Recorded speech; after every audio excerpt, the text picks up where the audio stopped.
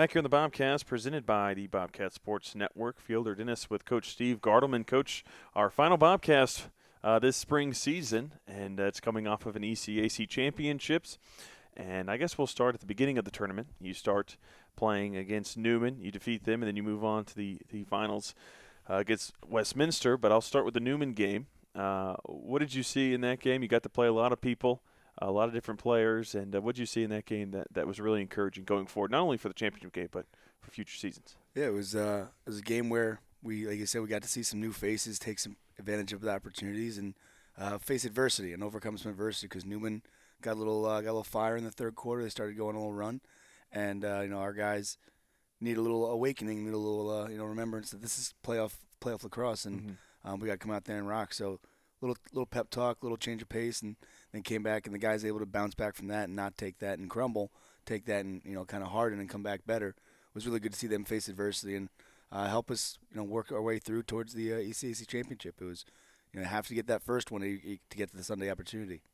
On Sunday, you took on Westminster, defeated them by a 2-goal game. 10-8 was the final. It was 9-4. Then they made a little run, got back into it, and then you got the icing on the cake goal to put it away. Just kind of walk me through that game, the different emotions that went on. You got up big, and then they came storming back, and then you really rallied the ship and got it done. Yeah, I think the guys were very excited for that game. The guys came out with a lot of energy.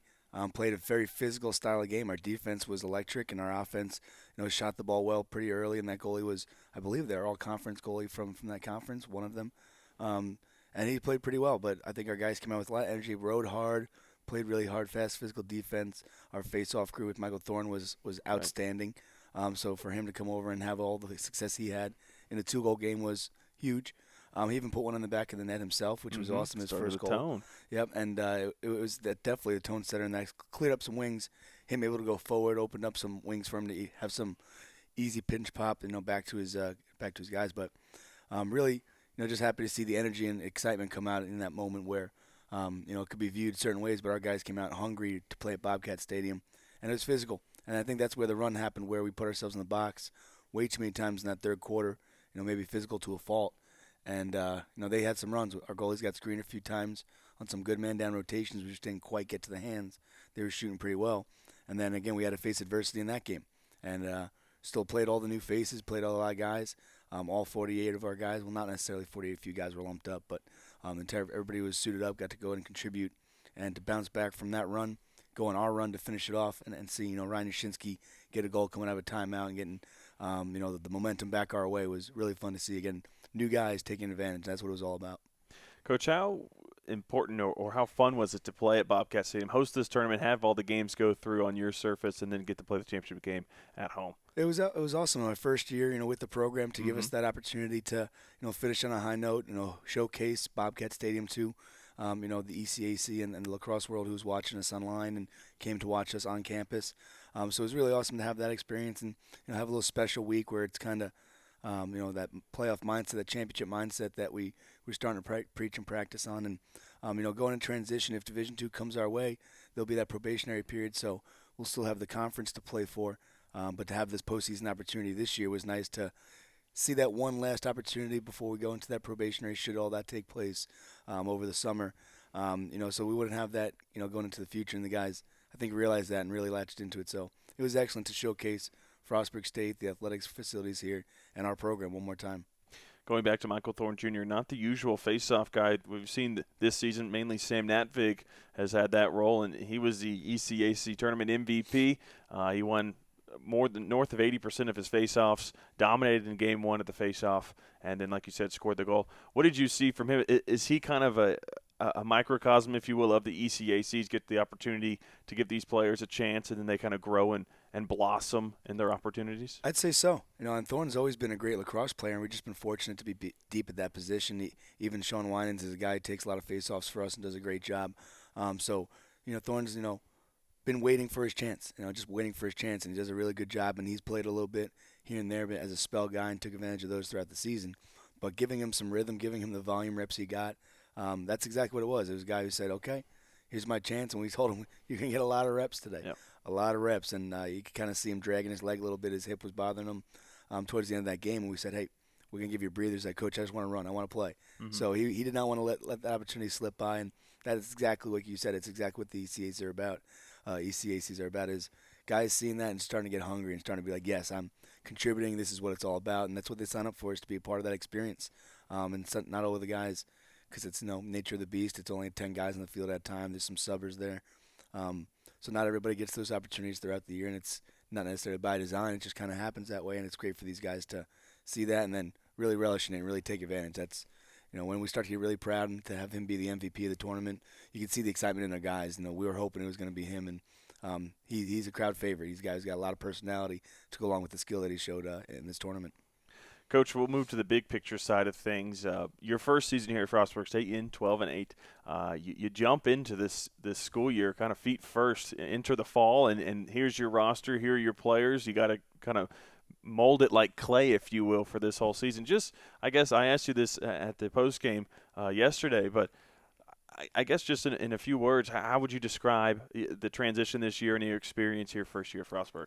Yeah, it's kind of the word and the conversation we had all year is that it was an ever-going process, and the guys continued to stay on board no matter whether it was the streak we had when I think we went 6 straight or the streak we had when we went 4 or 5 straight losses.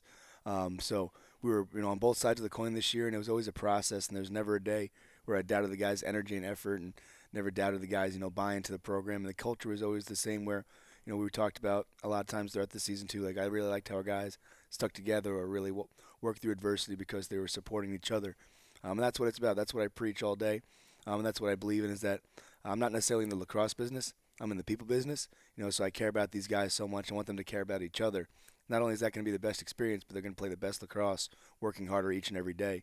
So that's what it's all about. It's about the process, and I think the guys saw that, enjoyed each and every day. They enjoyed coming to practice, enjoyed going to film sessions. We had a little fun with it all, but we worked our tail off, and I think that is the best way to describe it. And it was a fun process. That's what we want to do, is enjoy the process, and the results will play themselves out as we enjoy working our tails off and sweating with each other and catching a bruise here and there, but it's all for the greater good. So that was the best part. It was a lot of fun to work with these guys.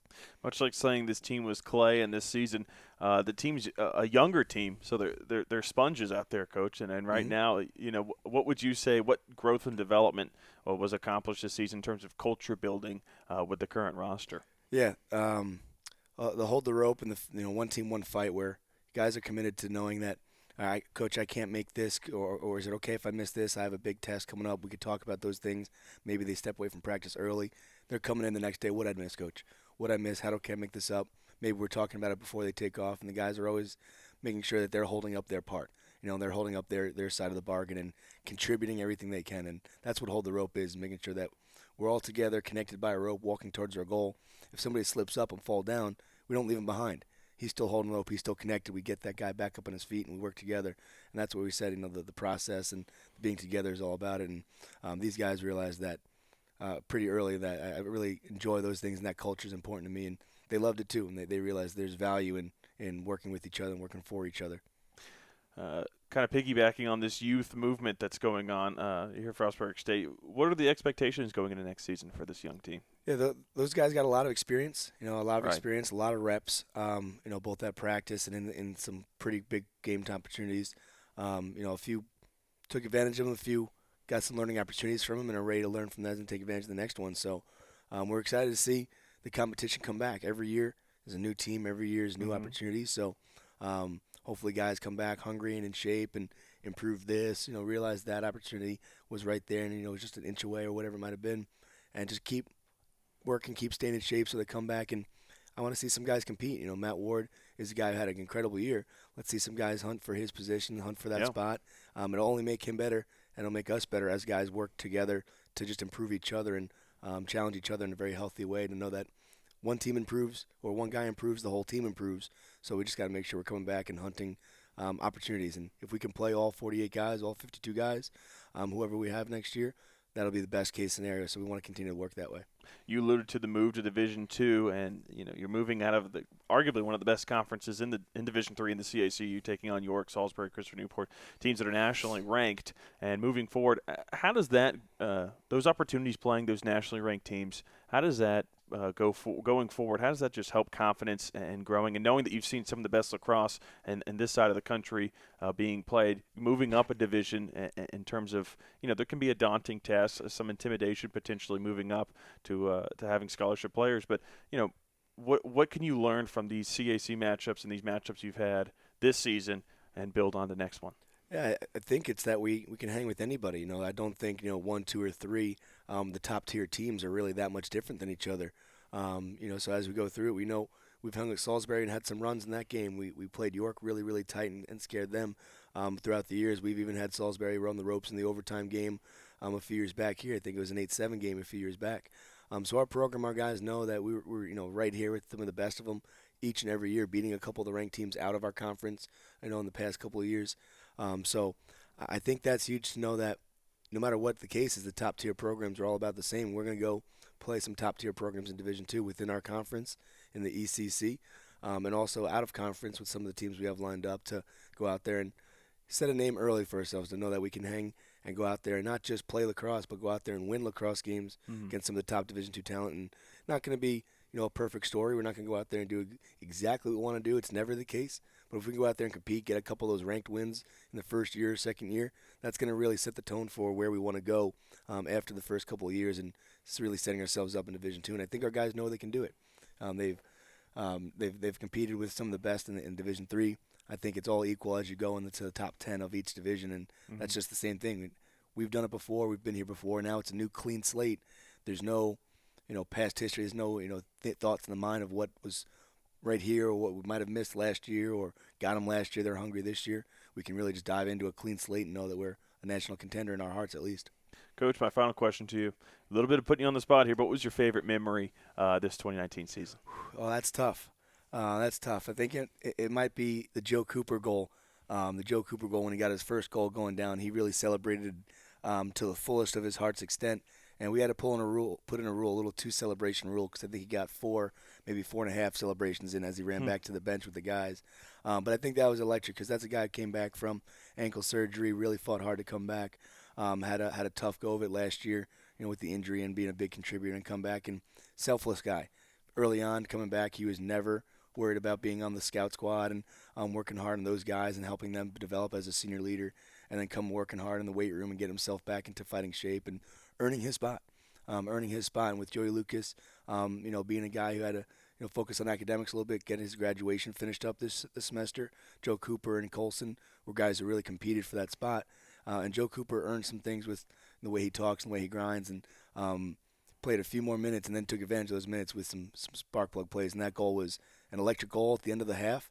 At the end of the half, I believe it was. And then the way he celebrated, just the spirit we want our guys to play with and have a good time while they execute, good lacrosse. And I think that was the most exciting moment I had. And I was nervous that he was going to get a foul. So we didn't get a foul, so that's why he gets the plug there.